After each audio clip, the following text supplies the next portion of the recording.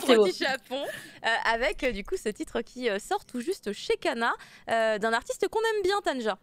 Ben oui, c'est J.P. Nishi, Jean-Paul Nishi, pour ceux qui connaissent, qui a déjà sorti plusieurs mangas avant, mais qui parlait de sa vie, comment dire, quand il est venu en France.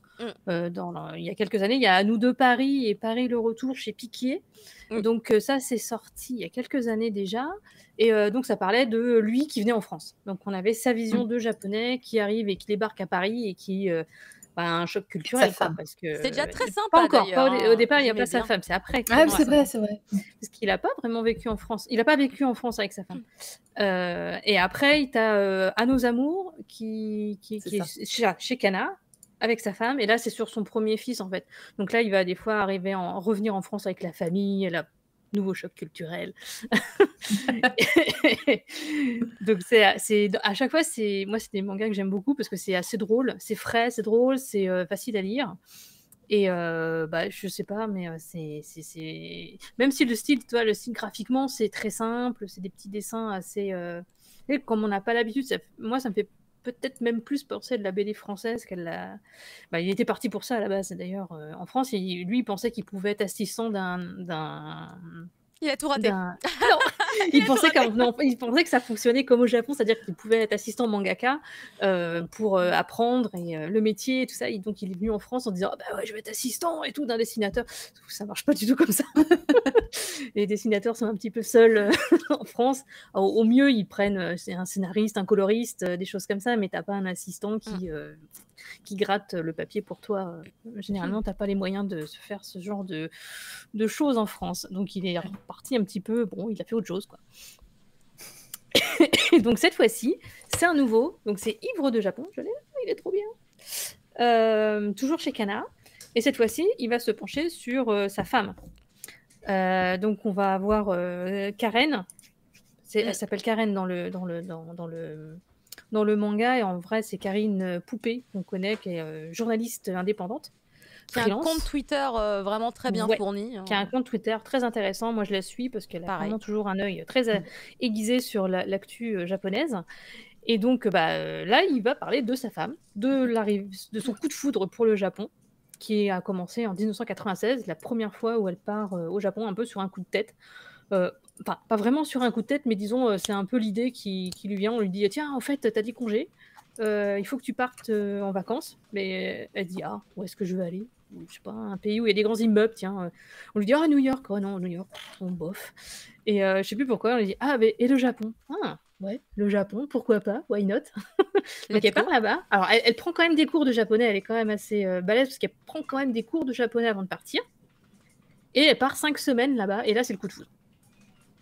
Parce qu'elle va se rendre compte de toutes les petites choses qui différencient la France du Japon. Donc la propreté, le métro, enfin toutes ces petites choses que vous avez sans doute ressenties aussi en arrivant là-bas. Et oui. Et voilà, et ça l'a beaucoup émue.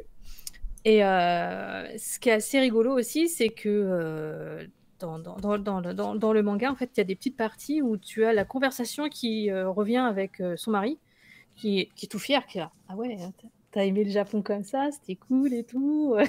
Donc c'est très drôle en fait de voir qu'il interagit encore dans l'histoire, parce qu'il parle d'elle à la première personne, puis après il va interagir en disant ah ouais, ou quand il va lui dire bon ah mais t'avais peut-être des petits copains aussi. Alors, il veut en savoir plus, mais il dit non, je veux pas trop en savoir quand même.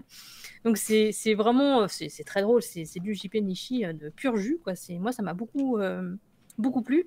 Alors ce qui m'a plu aussi, c'est que c'est une époque que moi j'ai un peu connue. La première fois où elle est partie, c'est en 96. Moi la première fois que je suis partie, c'est en 98. Donc c'est juste un petit peu après.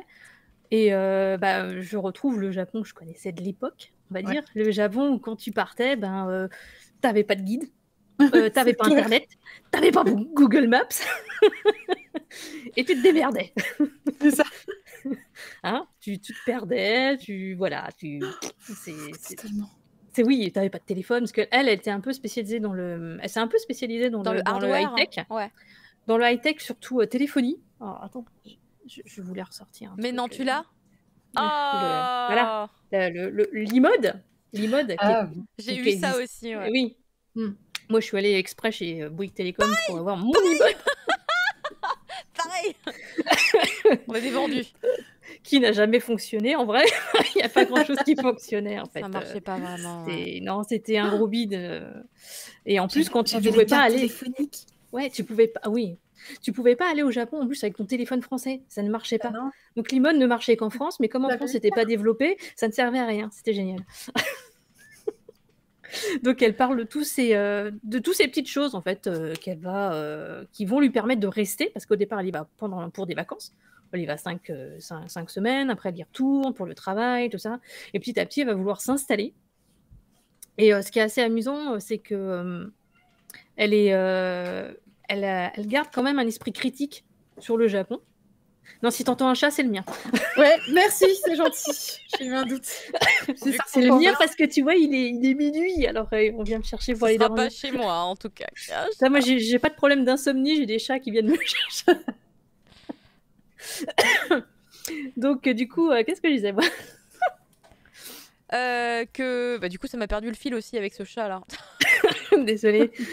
Oui, donc elle garde un esprit assez critique quand même. Elle voit les bons côtés, elle voit aussi les mauvais côtés. Elle va en parler avec l'immigration, avec la pression sur les femmes qui deviennent mamans, sur des choses comme ça quand même qui existent. Hein. On ne peut pas non plus être totalement... Elle est ivre du Japon, mais elle sait quand même faire la part des choses entre ce qui est intéressant, enfin, ce qui est la vraie vie et parce que c'est vrai que souvent les fans de manga ou des choses comme ça, ils vont se dire le Japon c'est tout beau, c'est tout, mais il y a des choses qui coincent aussi. Mais il faut être capable de malheureusement. discerner. Voilà, c'est super le Voilà. Japon, mais ouais, tout est C'est pas super ok. le Japon, Voilà. mais quand même. Donc elle parle, à travers son mari, elle va parler de toute son expérience de travail, de retour des fois en France aussi, qui est aussi perturbant. Hein, parce que moi je sais que j'ai la même chose avec des amis qui habitent là-bas. Quand tu reviens en France, c'est le deuxième choc, c'est le choc inverse en fait. Où, le tu l'as, RER. Oh ouais, t'es là, oh mon dieu, oui, j'avais oublié ce métro, j'avais oublié ces toilettes sales, j'avais oublié tous ces trucs le manque de service en France qui est criant. Enfin voilà. Donc c'est ça qui est vraiment très intéressant. En plus, c'est assez court, ça se lit bien. Moi, je l'ai vraiment dévoré. Et je pense que c'est intéressant dans le sens où c'est pas manichéen, quoi. Tu as les bons, les mauvais côtés.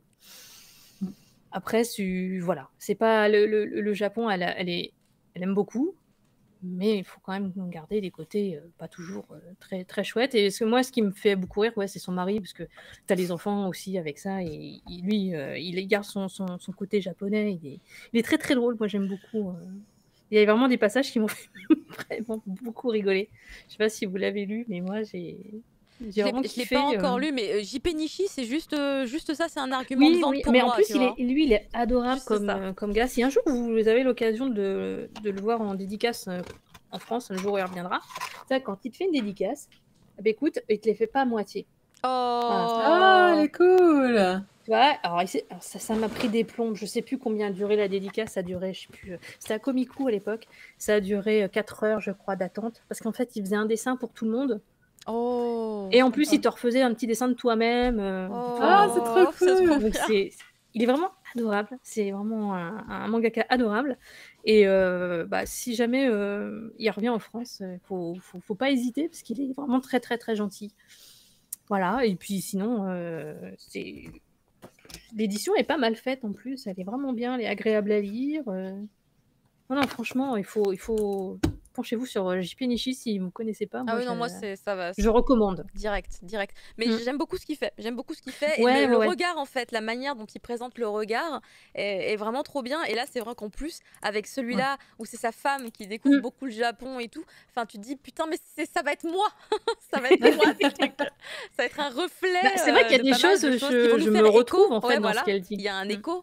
Et je pense que ça va être trop bien, quoi. Mais je sais que je vais l'aimer. Ah oui, tu vas l'aimer. C'est clair et net. Hein. Il est vraiment... Très dense, mais très bien. Puis je crois je sais pas il a pas fait une suite ou s'il est toujours un peu sur Il ce continue toujours, truc-là, hein. ouais. Il continue à Ouais. raconter sa vie, celle de ses Ouais. enfants. Je sais Ouais. que sur Twitter, pour le coup, je le suis et il poste des fois des petits trucs en 2-3 cases avec ses gamins. Donc, Oui. ouais. Bah là, il a posté, enfin c'est elle qui a reposté, je crois, une illustration qu'il a faite là aujourd'hui. Ouais. Elle est trop choupie. Bébé, Je l'ai elle pas était toute vu. c'est trop mignon. Faudra que j'aille voir ça. C'est un de leurs enfants dans le train en train de dormir, c'est trop chou. Oh.